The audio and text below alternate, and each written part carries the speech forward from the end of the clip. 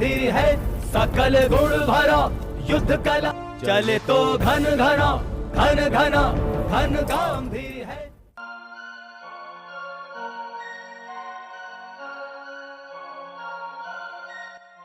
Dalam kisah Mahabharata, ketika terjadi perang antara para Pandawa dan Kaurawa beserta pasukannya, banyak ksatria hebat yang bertempur satu sama lain. Ksatria tersebut adalah Bhisma, kakek dari Pandawa, Drona yang merupakan guru dari Pandawa dan Kaurawa, serta kakak kandung dari para Pandawa yaitu Karna. Pernahkah kalian berpikir, bagaimana jika Karna berada pada pihak Pandawa? Apakah dia bisa mengalahkan semua pasukan dari Kaurawa? Mari kita simak pada video kali ini. Namun seperti biasa, sebelum Mimin lanjutkan, Mimin minta sedekah kalian dengan cara tekan tombol subscribe dan nyalakan tombol lonceng agar kalian tidak ketinggalan notifikasi video menarik lainnya. Jika sudah, tidak usah berlama-lama. Mari kita lanjutkan ceritanya.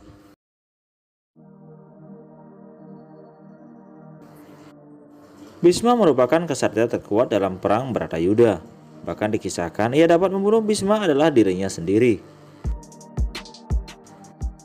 Bhisma gugur dalam perang ketika Bhisma melihat Sri Kandi yang merupakan reinkarnasi dari Dewi Amba duduk di depan kursi kereta Arjuna, sehingga Bhisma terpaksa menurunkan senjatanya.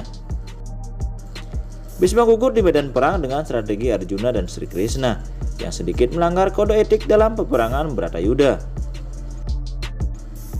Sri Krishna dan Arjuna membawa Sri Kandi yang merupakan seorang wanita ke dalam medan pertempuran.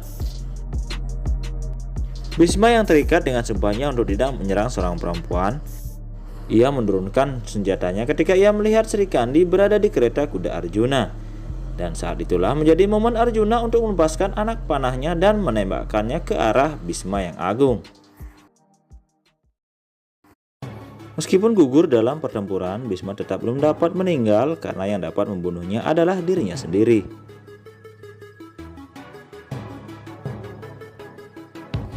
Berikutnya adalah Guru Drona yang merupakan guru dari para Kaurawa dan Pandawa. Beliau mengajari mereka bagaimana cara berperang dan memanah.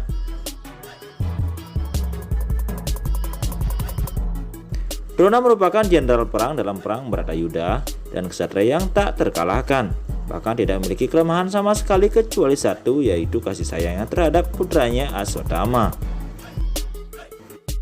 Seperti halnya Bhisma, Drona gugur dalam peperangan dikarenakan atas kutukan, yaitu kutukan dari Raja Drupada yang merupakan ayah mertua Pandawa dan ayah dari Drupadi. Karena tindakan dari Drona mengerahkan pasukan Hastinapura untuk menyerang Pancala. Raja Drupada berdoa kepada dewa agar dikaruniai seorang putra yang kelak akan mengalahkannya di medan perang. Kemudian beberapa tahun kemudian, tiba pada terjadinya pertempuran Bharatayuddha. Mendengar kabar simpang siur mengenai kematian putranya Aswatthama membuat ia menjadi sakit hati. Guru Drona kemudian kehilangan keinginannya untuk melanjutkan pertempuran karena kesedihannya.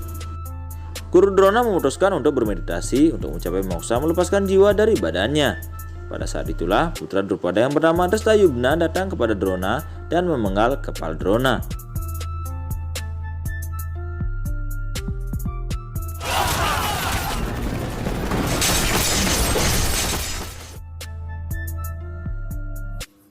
Karna adalah putra dari Dewa Surya.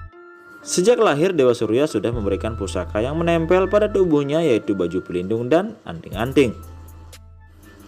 Perisai ini berfungsi untuk membuat Karna kebal dari segala serangan.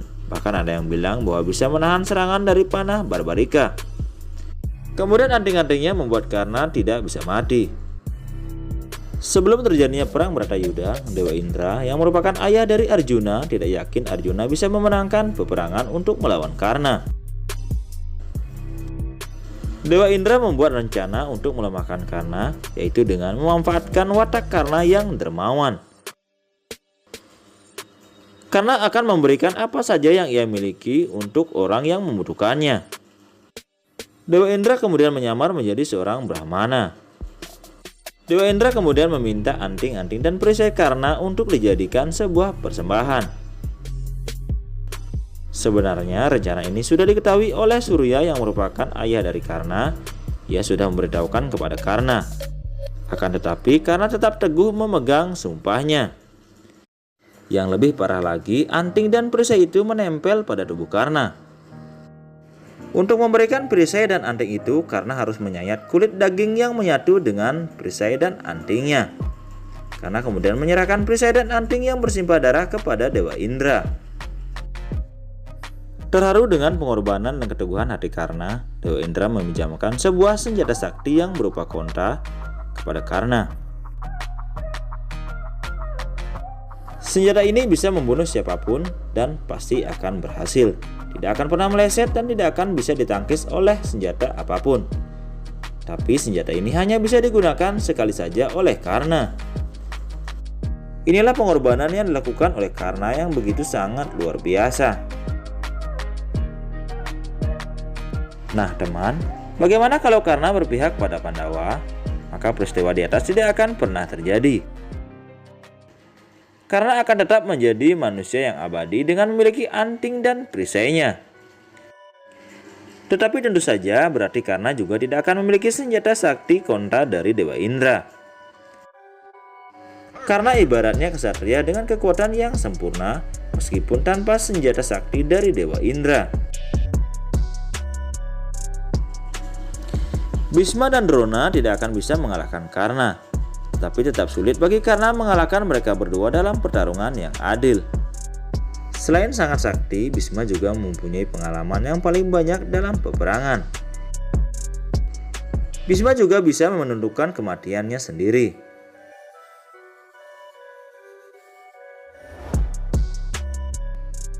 Begitu juga Guru Drona.